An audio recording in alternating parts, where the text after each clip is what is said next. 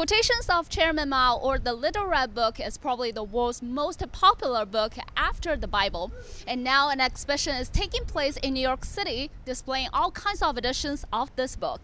On the 50th anniversary of Mao's Little Red Book, the Grolier Club is having an exhibition presenting the development and historical context of the Quotations of Chairman Mao.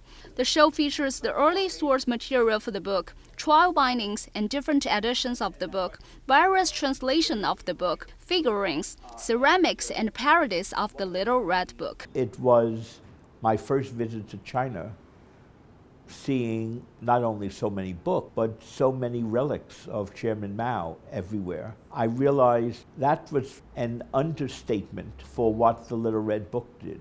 It seemed initially something interesting to collect, although most people would say, but it's only one book. Initially, I just bought every copy I saw. In putting them together, I found out many of them were different. The Quotations of Mao was popularized within the People's Liberation Army when soldiers gathered in study sessions to talk about Mao's statements, speeches, and writings. Later on, Lin Biao, Mao's Minister of Defense, hit on the idea of presenting the leader's thoughts in an easily digestible way and published brief excerpts from Mao and handed them out to not only soldiers but ordinary citizens as well. The original proposal to anticipate a collected edition began in 1962.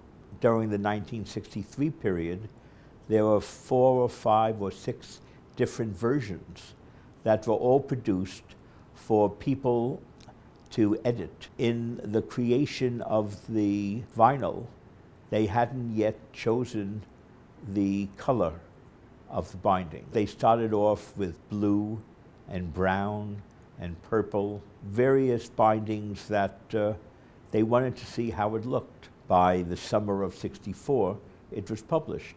Within a year or so, it was decided that everyone in China should have their own copy of the Little Red Book. By 1967, about 700 million Little Red Book had been printed, and it's been estimated that 5 million copies had been printed by the end of the 20th century. With editions in 52 languages, including a Braille version, the various translations of Quotations of Chairman Mao exposed the people around the world to the Chinese leader's influence.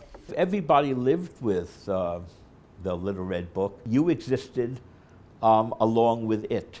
People treasured them at home, partly because they knew that the old editions were valuable, but also for what it represented.